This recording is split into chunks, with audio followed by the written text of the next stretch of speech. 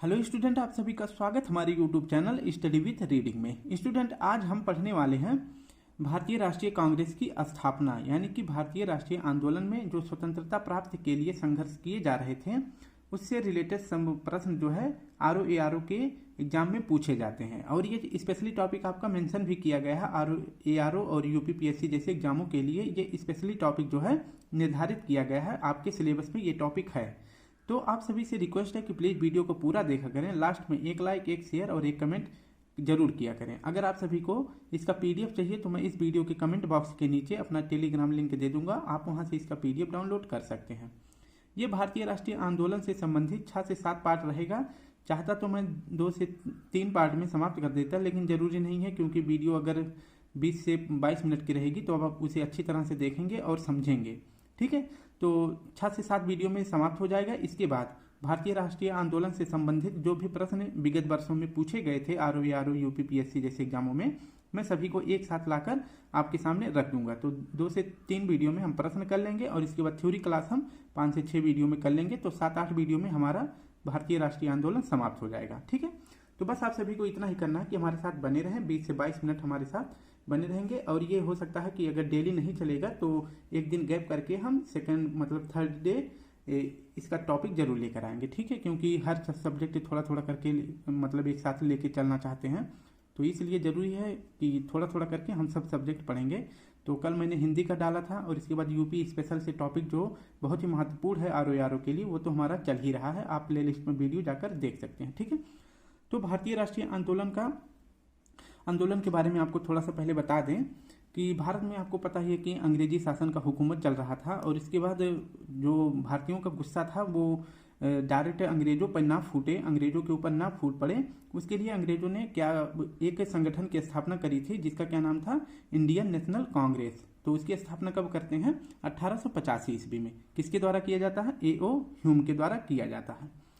तो इससे जो है क्या होता है कि भारत की जो भारतीय राष्ट्रीय आंदोलन है, यहीं से भारतीय राष्ट्रीय आंदोलन का प्रश्न पूछा जाता है, जो शुरू होता है प्रथम चरण 1885 से लेकर और कहाँ तक जाता है, 1947 तक, यानी कि जब तक भारत को आज़ादी नहीं मिल जाती है। तो यहाँ तक जो है भारतीय राष्ट्रीय आंदोलन चलता है और इसी को 3 पार्ट में बांटा गया है। और इसी टॉपिक से सब्जेक्ट से प्रश्न हमेशा बार बार किसी भी एग्जाम के लिए यह टॉपिक बहुत ही इंपॉर्टेंट हो जाता है और बार बार प्रश्न यहीं से पूछा जाता है। ठीक है, तो भारतीय राष्ट्रीय आंदोलन का स्पेशली चैप्टर जो है यूपी आर ओ में मेंशन किया गया है। तो हम पहले चरण में क्या पढ़ने वाले हैं, 1885 से लेकर, यानी कि जब कांग्रेस की INS यानी इंडियन नेशनल कांग्रेस की जब स्थापना होती है 1885 से लेकर 1905 ईस्वी तक, हम पहले चरण में इसको पढ़ने वाले हैं। 1905 में क्या होता है, एक महत्वपूर्ण घटना होती है, बंगाल विभाजन। किसके द्वारा, लॉर्ड कर्जन के द्वारा जो है बंगाल का विभाजन किया जाता है। ठीक है, फिर उसके बाद हम द्वितीय चरण में कहाँ से पढ़ेंगे, 1905 यानी कि बंगाल विभाजन से लेकर 1920 तक।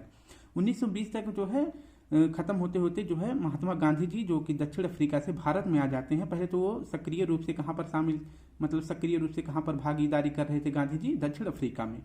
तो वहाँ के लोगों के साथ अच्छा व्यवहार अंग्रेज नहीं कर रहे थे, तो वहाँ पे लोगों को अच्छा व्यवहार उनके साथ करें, तो उसके लिए वहाँ पे सक्रिय थे दक्षिण अफ्रीका में। फिर इसके बाद उन्होंने सोचा कि भारतीयों के साथ भी अंग्रेज लोग ऐसे ही करते होंगे, फिर वो चले आते हैं भारत में। ठीक है, तो 1920 में भारत की राजनीति में महात्मा गांधी जी सक्रिय रूप से शामिल हो जाते हैं। तो हम पढ़ेंगे द्वितीय पार्ट में कांग्रेस की बंगाल विभाजन से लेकर 1920, जब तक कि महात्मा गांधी सक्रिय रूप से भारत की आज़ादी में नहीं संलिप्त हो जाते हैं। तो सेकंड पार्ट हो जाएगा। और थर्ड पार्ट में तो 1920 से लेकर 1947 तक पढ़ेंगे। आपको पता है कि 1920 से लेकर महात्मा गांधी जो है भारत की राजनीति में सक्रिय हो जाते हैं और भारत को आज़ादी दिलाने तक महात्मा गांधी भारत की राजनीति से जुड़े रहते हैं। ठीक है, तो पहले पार्ट में INS की स्थापना होती है और यानी कि इंडियन नेशनल कांग्रेस की स्थापना होती है और बंगाल विभाजन तक पढ़ने वाले हैं। और दूसरे में क्या होता है कि INS का विकास होता है, इसका जो इंडियन नेशनल कांग्रेस का विकास हो जाता है, इसका लक्ष्य क्या हो जाता है कि स्वराज की मांग। ठीक है, तो भारतीय लोगों के द्वारा जो क्रांतिकारी लोग थे वो अपने स्वराज की मांग करते हैं। स्वराज का मतलब होता है कि हमारे ऊपर राज तो कोई भी करे, लेकिन हम भी राजनीति में थोड़ा बहुत हस्तक्षेप कर सकते हैं। ठीक है, कि हमें ये करना चाहिए, वो करना चाहिए, इस प्रकार की स्वराज की मांग करी थी कि हाँ हमारे ऊपर कोई भी राज करे उससे मतलब नहीं है, लेकिन हम सब जो है खुलकर अपने देश में ही रह सकें, इसका मतलब होता है स्वराज्य का। ठीक है। और इसके बाद क्या हो जाता है, आईएनएस का लक्ष्य तब क्या हो जाता है 1920 से लेकर 47 तक, इसका इंडियन नेशनल कांग्रेस का लक्ष्य हो जाता है पूर्ण स्वराज, यानी कि हमारे ऊपर भी किसी का अब अधिकार नहीं होना चाहिए, हम अपने देश के खुद मालिक बनेंगे, ठीक है। हमें किसी ब्रिटिश गवर्नमेंट के अधीन नहीं रहना है, इसका मतलब ये हो जाता है। तो आप कह सकते हैं कि 1920 से 47 तक गांधीवादी युग कहलाता है, ठीक है। गांधीवादी युग कब से शुरू हो जाता है 1920 से लेकर 1947 तक, जब तक कि देश आज़ाद नहीं हो जाता। तो ये हमारा मोटी मोटा पूरा एक छोटा सा थ्योरी था आपके लिए, कि आपको थोड़ा सा पहले मतलब लय बनाया जाए कि आपको पढ़ने में थोड़ा सा आनंद आए। तो हम फिगर के माध्यम से आपको इतनी सारी चीज़ें बता दिए कि प्रथम चरण में 1885 से लेकर 1905 तक पढ़ने वाले हैं, द्वितीय चरण 1905 से लेकर 1920 तक पढ़ेंगे, और तृतीय चरण 1920 से लेकर भारत की आज़ादी 1947 तक पढ़ेंगे, ठीक है। तो हमारा चैप्टर हो जाता है भारतीय राष्ट्रीय आंदोलन, भारत का स्वतंत्रता संघर्ष, ठीक है। तो ये शुरू हो जाता है। तो भारत की आज़ादी में यानी कि स्वतंत्रता में आपको पता है कि भारत में सबसे पहले भारतीयों के लोगों में जो है राष्ट्रीयता की भावना उत्पन्न करना पड़ेगा, तभी कोई कार्य आगे हो सकता है, ठीक है। और आज़ादी ऐसी नहीं है कि एक रात सोकर मतलब शाम को सोए और सुबह उठे तो हमें आज़ादी मिल गई। उसके लिए कई रातें हमें जागना पड़ेगा और परिश्रम भी करना पड़ेगा, और लोगों के अंदर, जो हमारे भारतीय लोग हैं, उनके अंदर जो है राष्ट्रीयता की भावना जगानी पड़ेगी, ठीक है। तो इसके लिए जो है विभिन्न कार्य किए जा रहे थे। अब कौन कौन से कार्य किए जा रहे थे उसके बारे में हम विस्तार से देखेंगे, ठीक है। तो सबसे पहले राष्ट्रीयता की भावना उत्पन्न करने का क्या कारण था। भारत में राष्ट्रीयता की उत्पत्ति के कारण क्या थे, आर्थिक कारण। आपको पता है कि अंग्रेज जो है भारत की आर्थिक स्थिति इतनी कमजोर कर दिए थे भारत के लोगों में, कि वो लोग इतना परेशान हो गए थे कि बस उनको यही था कि वो कैसे भी करके अंग्रेजों से छुटकारा पा जाए, ठीक है। और आपको पता है कि जो है ना सही से खाने को मिल रहा था, ना कहीं पर वो अपनी आज़ादी से घूम टहल सकते थे। उनकी आर्थिक स्थिति इतनी खराब कर दी थी कि नील जैसे विद्रोह भी उत्पन्न हो गए थे। उनको अपने ही जमीन पर अपने मन से फसल भी नहीं बोने दिया जा रहा था, कि ताकि जो है वो अपनी आज़ादी को बेहतर से जी सकें। इसलिए उनको आर्थिक रूप से भी कमज़ोर कर दिया गया था। तो इसी भावना को आर्थिक रूप से मजबूत करने के लिए भी राष्ट्रीयता की भावना उत्पन्न करना कहीं ना कहीं भारतीयों को आज़ादी की तरफ ले जाता है, ठीक है। तो भारत के लोगों का आर्थिक शोषण इतना कर दिया गया था अंग्रेजों के द्वारा कि उनको बस यही चाहिए कि हमारे ऊपर अब कोई आर्थिक शोषण ना हो, और उनके अंदर विभिन्न क्रांतिकारियों के द्वारा जो है धीरे धीरे राष्ट्रीयता की भावना जगाई गई कि जो है हमारा जमीन है, हमारा देश है, हमारी मिट्टी है, हम जो चाहेंगे वो करेंगे। अगर आपको हमारे देश में रहना है तो हमारे अनुसार आपको रहना पड़ेगा। तो ऐसे ऐसे करके महान क्रांतिकारियों के द्वारा भारत के लोगों में जो है राष्ट्रीयता की भावना उत्पन्न कर दी गई, ठीक है। और धन निष्कासन का सिद्धांत किसने दिया था। धन निष्कासन का सिद्धांत होता है कि मतलब जैसे जूट की खेती करी जा रही थी, ठीक है, भारत में पश्चिम बंगाल क्षेत्र में। आपको पता है पश्चिम बंगाल और जो वर्तमान में 1971 में बंगाल अलग हो गया है, बांग्लादेश अलग हो गया है, तो उस रीजन में यानी कि नॉर्थ ईस्ट भारत में जो है जूट की खेती बहुत अधिक मात्रा में करी जा रही थी। आपको पता है कि बारिश वहाँ पे अधिकतर होती है मासिंगराम मेघालय के क्षेत्र में, तो वहाँ पर सबसे ज़्यादा जूट होता था। तो अंग्रेज लोग क्या करते थे कि भारत से जो है ये जूट वगैरह कच्चा माल ले जाकर अपने यहाँ इंग्लैंड में वहाँ पे फैक्ट्रियाँ लगाते थे, और उसे जो है धागा काटते थे और वहाँ से कपड़े बनाकर फिर भारत में लेकर आते थे, बेचते थे। मतलब अगर यहाँ से 2 रुपये का लेके जा रहे हैं तो वहाँ से बना के और भारत में फिर बेचेंगे 8 रुपये का, ठीक है। तो कितने रुपए का फायदा लेके गए भारत से, 6 रुपये का। तो यही होता है धन निष्कासन का सिद्धांत, कि मतलब यहाँ पर जो है जो चीज़ यहाँ पे उत्पन्न हो रही है उसे यहाँ पर अच्छी तरह से नहीं बना रहे हैं, उसको ले जाके अपने यहाँ पे बना रहे हैं और फिर वहाँ से लाकर भारत में बेच रहे हैं और फिर यहाँ से पैसा कमा रहे हैं। तो धीरे धीरे करके जो है भारत से जो धन था वो भी जा रहा है और कच्चा माल भी निकाल ले जा रहे हैं अंग्रेज। तो धन निष्कासन का सिद्धांत किसने दिया था, दादा भाई नौरोजी ने, ठीक है।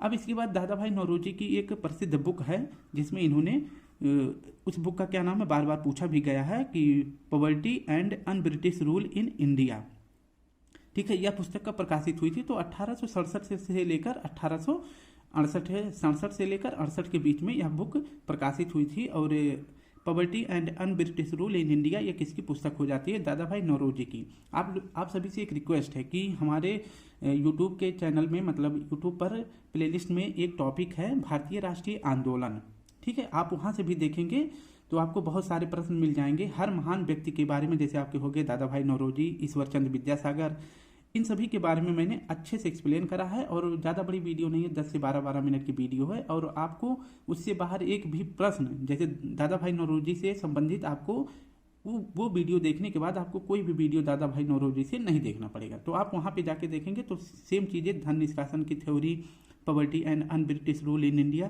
ये सभी पुस्तकें और भी उनकी बहुत सारी पुस्तकें हैं। मैंने वहाँ पर उनको एक साथ एक व्यक्ति से संबंधित एक वीडियो बनाया है जो कि 10 से 12 मिनट की वीडियो है, आप उसको जरूर देखें। ठीक है, अभी तक 12-15 वीडियो अपलोड कर दिया है, फिर उसके बाद हम डायरेक्ट जुड़ गए थे आपकी ROARO में। ठीक है, तो ये बुक हो जाती है किसकी, दादा भाई नौरोजी की। और दादा भाई नौरोजी ने 1967-68 के समय में भारत के जो व्यक्ति थे उनकी मतलब उनकी आय कितनी थी एक साल में, तो प्रति व्यक्ति आय बताई थी दादा भाई नौरोजी ने 20 रुपये प्रति वर्ष की। एक व्यक्ति का भारत में एक साल की आमदनी कितनी है, 20 रुपये। अब वहीं विलियम डगी ने कितना बताया था, तो बताया था कि भारत के लोगों का एक वर्ष में कितना आमदनी होता है, तो 18 रुपये हो जाता है। ये भी आप ध्यान रखेंगे। ठीक है, तो नेक्स्ट फर्स्ट हो जाता है आपका आर्थिक कारण लोगों में राष्ट्रीयता की भावना उत्पन्न करने के लिए। सेकंड हो जाता है आधुनिक शिक्षा का प्रचलन।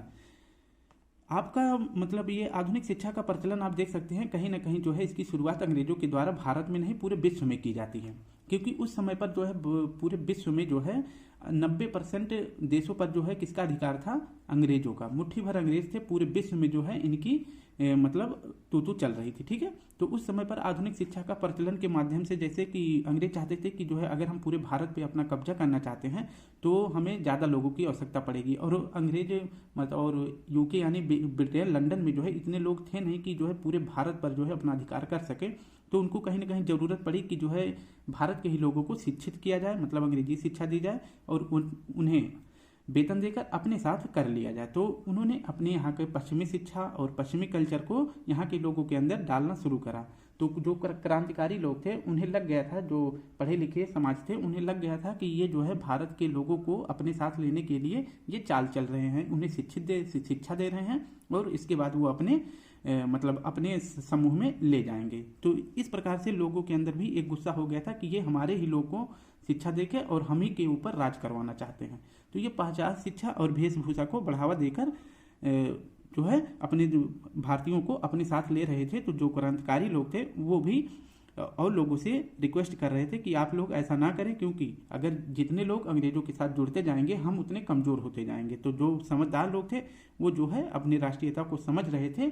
तो एक कारण हो जाता है आधुनिक शिक्षा का भी अंग्रेजों के द्वारा जो प्रयोग किया गया उससे भी भारतीयों में राष्ट्रीयता की भावना उत्पन्न हुई। थर्ड हो जाता है आपका आधुनिक समाचार।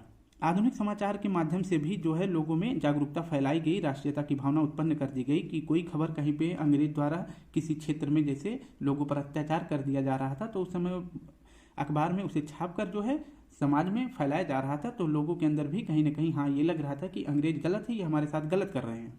तो ये हो जाता है आपका आधुनिक समाचार के द्वारा। ठीक है, तो राष्ट्रीय प्रेस का नींव किसने रखा था भारत में, तो इसे माना जाता है राजा राम मोहन राय जी के। ठीक है, आप एक बार मेरा जो प्लेलिस्ट है आप उसे जरूर देखें। ठीक है, बहुत अच्छा लगेगा आपको, फिर आप हमें बताना कि अच्छा है कि नहीं है। ठीक है, नेक्स्ट है आपका राजा राम मोहन राय की एक पुस्तक है संवाद कौमुदी। ये किस भाषा में है, तो यह बंगाली भाषा में है। इनका और एक पुस्तक है मिरात उल अखबार, यह किस भाषा में है, तो यह फारसी भाषा में है। 1859 ईस्वी में सोम प्रकाश एक पत्रिका है, यह भी प्रकाशित होती है और यह पत्रिका किसकी है, ईश्वरचंद्र विद्यासागर जी की। अदर बुक और समाचार कौन कौन से थे, बंगदूत, अमृत बाजार पत्रिका, Kesari, Hindu, Pioneer, Maratha, Indian, mirror, ये सभी समाचार जो है भारतीयों में राष्ट्रीयता की भावना जगाने के लिए काफ़ी थी। ठीक है, तो अब हम 3 देख लिए हैं, एक तो देखिए आर्थिक कारण, दूसरा आधुनिक शिक्षा का प्रचलन और तीसरा आधुनिक समाचार पत्र। चौथा कारण क्या था, राष्ट्रीय साहित्य का प्रभाव। राष्ट्रीय साहित्य का प्रभाव का मतलब होता है कि जैसे लोगों में नाटक के द्वारा या कोई फिर जैसे देखते नहीं है कि कोई चीज़ का प्रचार करना होता तो लोग ज़्यादातर आकर्षित होते हैं किसमें, जैसे कोई नौटंकी लगा दी गई या फिर समाज में कोई बुराई चल रही है उसके प्रति छोटा सा जैसे नाटक कर दिया गया, रोल अदा कर दिया गया। तो उसके माध्यम से भी लोगों में जो है छोटे छोटे जो लोग थे, क्रांतिकारी थे, वो सभी छोटे छोटे नाटक करके लोगों में, भारतीय लोगों में राष्ट्रीयता की भावना उत्पन्न करी थी। और उस समय जो है एक साहित्य पुस्तक था किसका, भारतीय हिंदू हरिश्चंद्र जी का भारत की दुर्दशा, इनका पुस्तक का क्या नाम था, तो भारत की दुर्दशा। उसमें उन्होंने भारत के लोगों के बारे में इतनी अच्छी तरह से वर्णन किया था कि उसे लोग पढ़ने के बाद एक बार तो सभी लोग आक्रोशित हो उठे थे और ऐसा कहा जाता है कि उस समय पर काफ़ी बवाल भी हो गया था ब्रिटिश गवर्नमेंट के खिलाफ। और यह पुस्तक कब जो है लॉन्च हुई थी, तो 1876 में। और भारत दुर्दशा आपको पता ही है कि यह भारतेंदु हरिश्चंद्र जी की है। नेक्स्ट है आपका राजनीतिक कारण।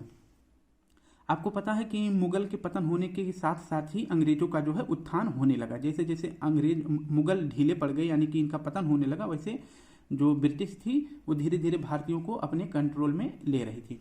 तो मुगल साम्राज्य का पतन, तत्कालीन समय में राजनीतिक एकीकरण का अभाव। जब अंग्रेज जो है धीरे धीरे क्या होने लगे, पतन की ओर जाने लगे, तो उस समय कोई ऐसा सत्ता नहीं थी कि जो भारतीयों को एक साथ रख सके। आपको पता है कि सब लोग जो है मराठा और मुगल, और इसके बाद बंगाल का भी वो हो जाता है, बंगाल में अलग जो है नवाब बन जाते हैं। तो इस प्रकार से और साउथ में जो है और राज्य, छोटे छोटे राज्य जो है अपना विखंडन करके अपनी सत्ता संभालने लगते हैं।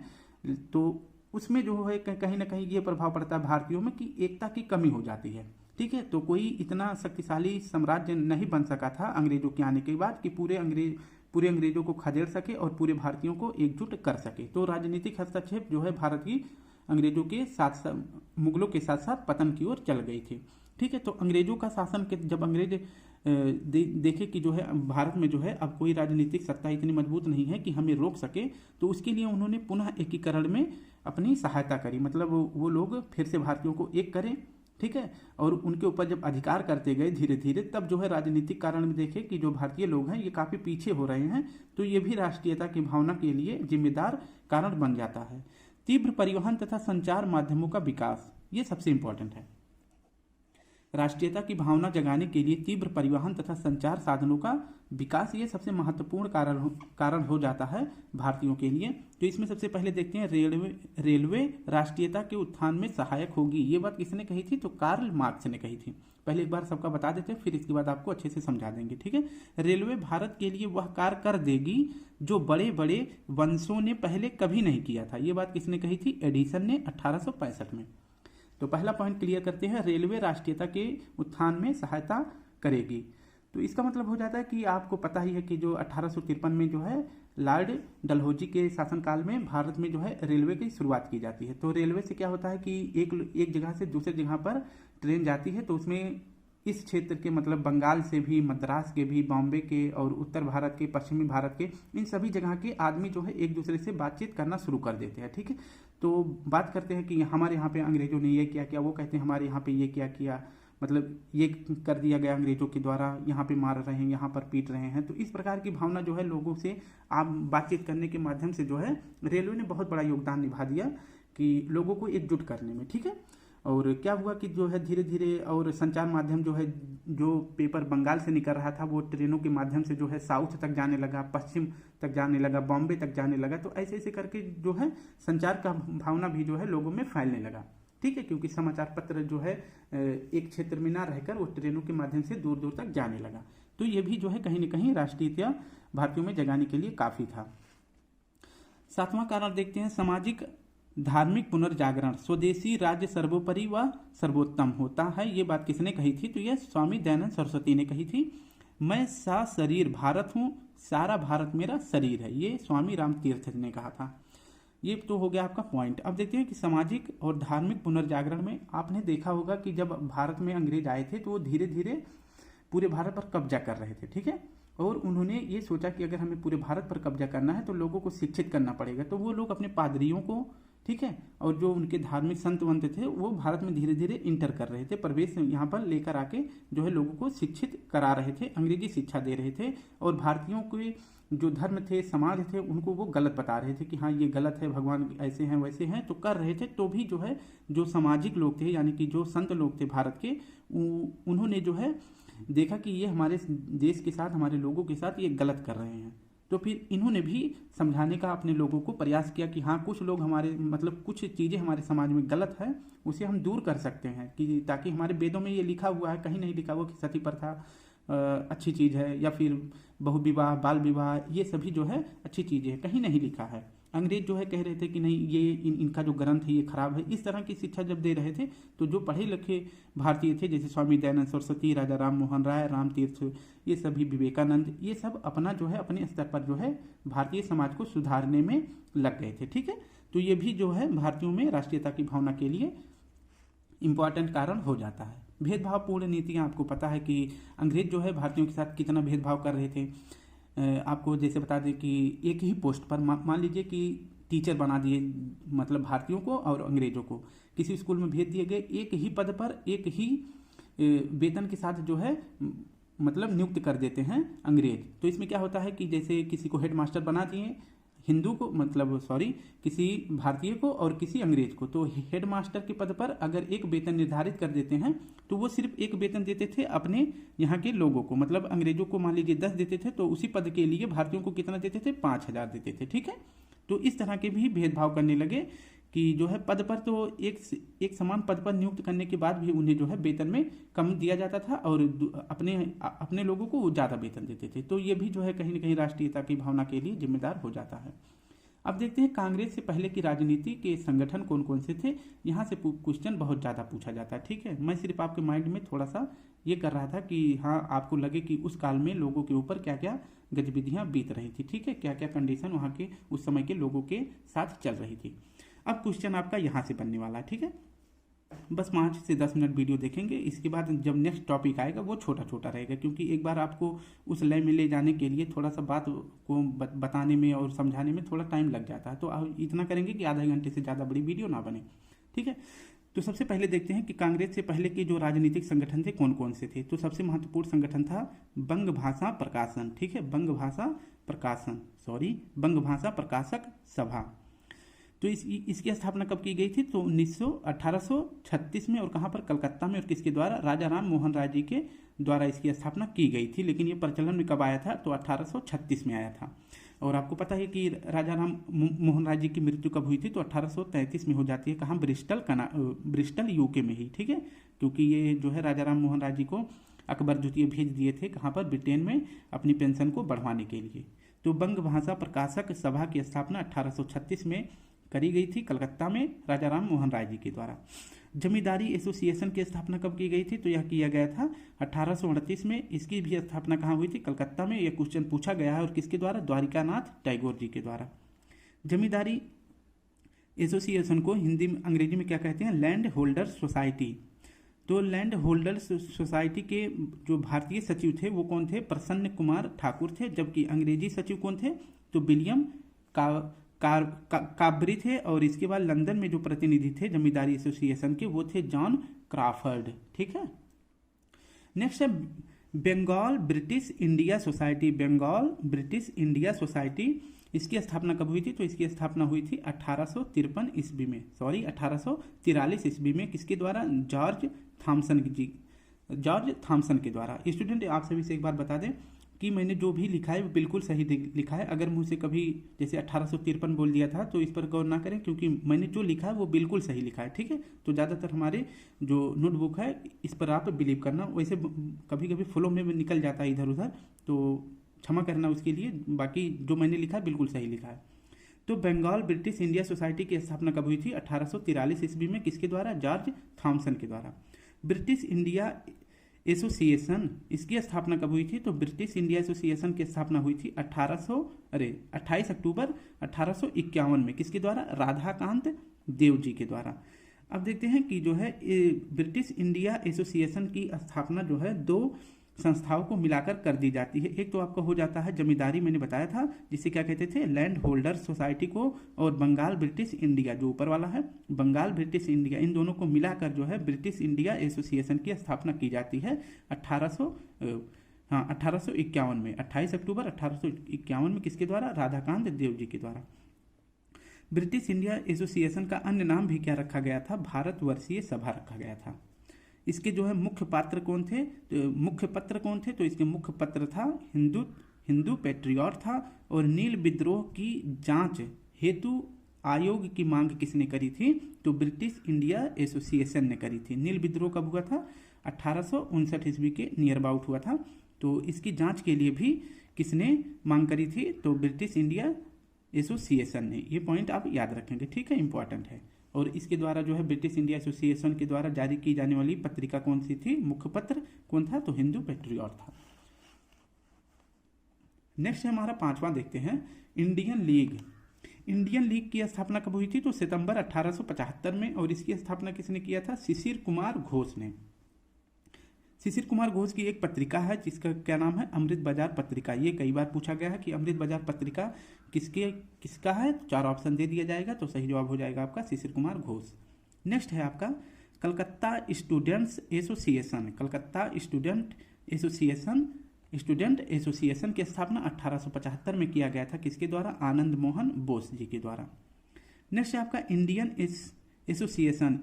एसोसिएशन, और यहाँ पे देखेंगे कलकत्ता स्टूडेंट एसोसिएशन है। तो इंडियन एसोसिएशन की स्थापना कब की गई थी? 26 जुलाई 1876 में। और कहाँ की गई? कलकत्ता में। और कहाँ पर? किस जगह पर? अल्बर्ट हॉल में। और इसके संस्थापक कौन है? तो इंडियन एसोसिएशन के संस्थापक हैं सुरेंद्र नाथ बनर्जी और आनंद मोहन बोस। आनंद मोहन बोस को जो है सचिव बनाया जाता है इंडियन एसोसिएशन का।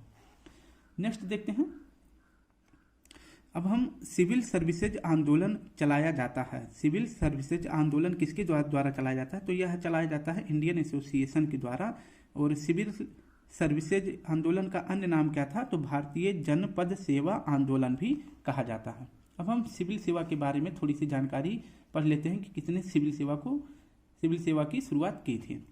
तो important fact about civil services की शुरुआत किसने करी थी? तो लॉर्ड कॉर्नवालिस ने करा था। और प्रथम भारतीय आईसीएस कौन थे? तो प्रथम भारतीय आईसीएस थे सत्येंद्र नाथ टैगोर। और यह कब बने थे? तो 1863 ईस्वी में। ठीक है। और इसके बाद देखते हैं कि जो है जैसे जैसे भारतीय जो है आईसीएस में शामिल होने लगे थे, तो अंग्रेजों के द्वारा एक चाल चली जाती है कि जो है थोड़ा सा और एज कम कर देंगे तो इनकी जो है मानसिक मतलब लोग जो कोई भी इंसान होगा कि अगर एज कम कर दिया जाए, उसके पहले उससे टफ क्वेश्चन पूछा जाएगा तो उसका एज इतना नहीं रहेगा कि उसका दिमाग इतना विस्तार हो जाए। ठीक है। तो सत्येंद्र नाथ जी ने जब क्वालिफाई किया था तो उनका उम्र कितना था? तो कब क्वालिफाई किया था? तो 1863 में। उस समय पर जो है उम्र कितनी होती थी आईसीएस के लिए? तो एज लिमिट था 1861 में 22 साल, मैक्सिमम 22 साल होना चाहिए। और इसके बाद फिर धीरे धीरे करके एज को घटा देते हैं। ठीक है। तो 1866 में कितना कर दिया गया? तो आईसीएस के लिए 21 वर्ष कर दिया गया। और 1877 में कर दिया गया था 19 साल। ठीक है। और इसके बाद जो है काफ़ी विद्रोह हो जाता है। जैसे जैसे उम्र को कम करते हैं लोग, भारतीयों में गुस्सा फूट जाता है कि मतलब ये क्या कर रहे हैं कि मतलब बच्चा पैदा हो तभी वो जो है तुरंत आईसीएस की पेपर दे देगा, ऐसा कुछ करके जो है काफ़ी बवाल हो चुका था। और अब देखते हैं कि 1923 में जो क्या हो गया था। तो CSE का जो आयोजन हुआ और इसमें जो है इंडिया और ब्रिटेन दोनों जगह पे एक साथ पेपर स्टार्ट हो जाता, मतलब दोनों जगह पे भारतीयों के द्वारा इतना आंदोलन किया गया कि जो आप आईसीएस की पेपर इंग्लैंड में सिर्फ कराते हैं अब उसे भारत में भी शुरू कराया जाए। तो और यह शुरू कब कराया जाता है? तो इसकी शुरुआत हो जाती है 1923 ईस्वी में। ठीक है। तो CSE यानी कि सिविल सर्विसेज एग्जाम का आयोजन कब से भारत में किया जाने लगा? तो 1923 में। तो लंदन और ब्रिटेन के साथ साथ भारत में भी इसका आयोजन होने लगा। नेक्स्ट है हमारा बम्बई एसोसिएशन। इसकी स्थापना कब की जाती है? तो 26 अगस्त 1852 ईस्वी में। किसके द्वारा? दादा भाई नौरोजी के द्वारा। ये वन लाइनर क्वेश्चन है। इसका स्थापना किसने करा था? ज़्यादातर यही पूछा जाता है। जैसे बम्बई एसोसिएशन की स्थापना किसने करी थी? तो दादा भाई नौरोजी ने। बम्बई प्रेसिडेंसी एसोसिएशन की स्थापना 1885 में हुई थी। इसके संस्थापक कौन थे? फिरोज शाह मेहता, बदरुद्दीन तैयब जी, केटी शाह तैलंग और काशीनाथ त्रयंबक थे। पूना सार्वजनिक सभा, ये इंपॉर्टेंट है, इसकी स्थापना कब हुई थी? तो 1870 ईस्वी में हुई थी। इसके संस्थापक थे महादेव गोविंद रनाडे, जिन्हें क्या कहा जाता है? यमजी रनाडे भी कहा जाता है। और इसके साथ कौन थे? गणेश वासुदेव जोशी थे। नेक्स्ट है आपका मद्रास नेटिव एसोसिएशन की स्थापना कब हुई थी? तो मद्रास से नेटिव एसोसिएशन की स्थापना हुई थी 26 फरवरी 1852 ईस्वी में। इसके संस्थापक कौन थे?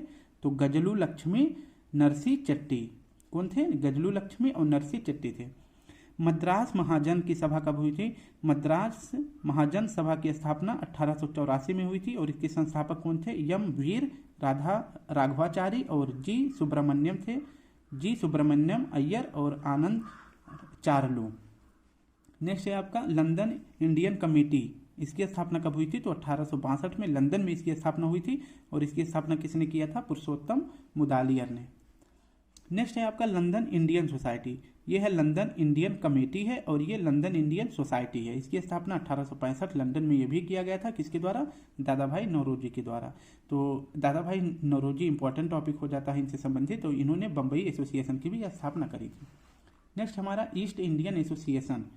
ईस्ट इंडियन एसोसिएशन की स्थापना 1 दिसंबर 1866 लंदन में की गई थी। किसके द्वारा? ये भी दादा भाई नौरोजी के द्वारा की गई थी। अब देखते हैं कि सितंबर 1884 में जो है थियोसोफिकल सोसाइटी का वार्षिक अधिवेशन कहाँ हुआ था? अडयार मद्रास में। ठीक है, तो थियोसोफिकल सोसाइटी की वार्षिक अधिवेशन भारत में कब हुई थी? 1884 सितंबर में। ठीक है, तो 1884 में ही क्या होता है? इंडियन नेशनल यूनियन, जिसे आज क्या कहा जाता है? कांग्रेस कहा जाता था। तो उस समय पर इसका क्या नाम रखा गया था? तो इंडियन नेशनल यूनियन की स्थापना कब की जाती है? 1884 ईस्वी में। किसके द्वारा? A.O. ह्यूम के द्वारा।